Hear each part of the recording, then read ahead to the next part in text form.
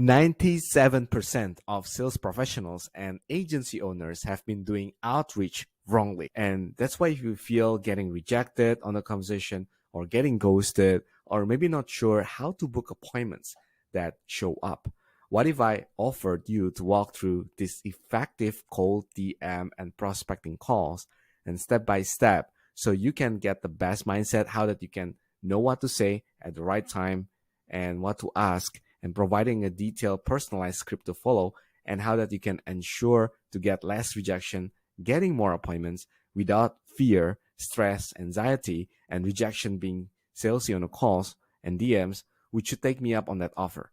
So watch me for the next 9 minutes and you will see how I break down my weird outreach strategy that giving you the edge over other people to get more clients and get better income for you. So for all of you that don't know me, my name is Andreas and I've been doing sales and outreach for the last 6 years and generating over $3 million using the exact strategy that I'm using. So if you want to know what is this strategy, stay tuned in the next 9 minutes and you will see what that I am mentioning. All right. So if you want to get my help on implementing this strategy, just DM me, send me a message, and I will show you and I will help you out how you can use this strategy for your situation.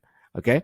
So how many times during your prospecting that you got rejected directly and you feel like, oh, I got ignored without any replies, or maybe I asked the wrong questions, because suddenly people just don't want to talk to me anymore, or they just hanging up on me. But this is all the symptoms that you need a different situation, different strategy, how that you can reach out to them and not getting these three things, right? Why is that happening? The reason why, because I mentioned at the beginning that 97% has been using the same strategy over and over again when they're reaching out on DM or on the phone. That's why they keep getting rejected, right? But if you want to be good at it, you need to follow my strategy that is different than others, that is showing the value up front and pinching to the pain points without have to go with all the steps that other people are doing, right? So you have been focusing on the wrong thing all the time, and to focus on the what should I ask next, what should I say next, what should I do next, that is all giving you the wrong context on having the conversation with your prospect.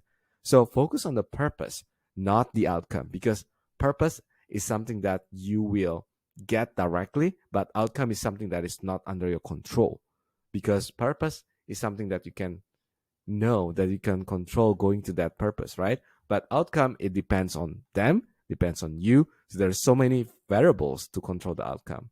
Now, what is the purpose is the one and only to move them emotionally during the call. Because if they don't move emotionally, they're not having conversation with you. So here we go.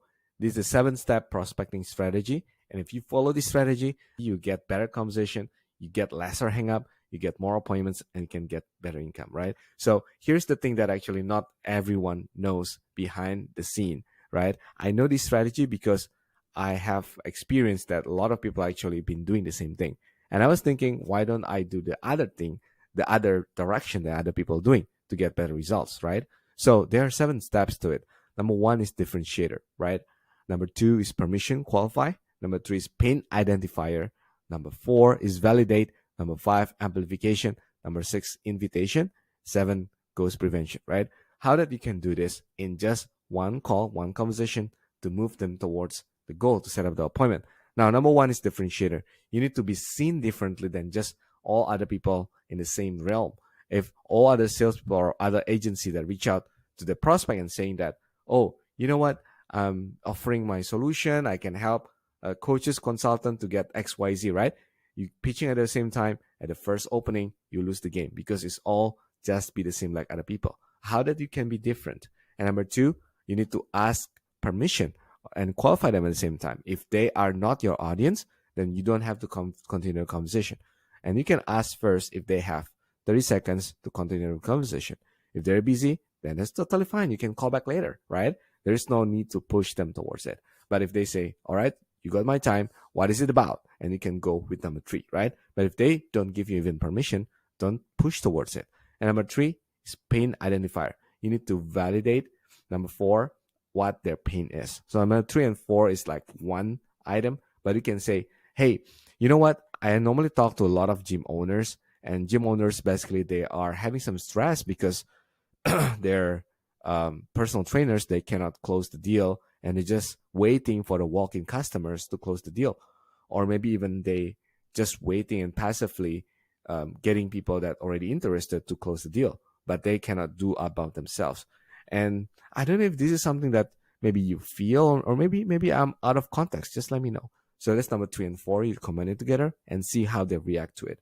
So if they cannot identify their own pain points when you say it out loud, then maybe it's not your ideal avatar client, or maybe your pain points is identified wrongly, so they're not getting to what you say, right? And number 5, you need to amplify that.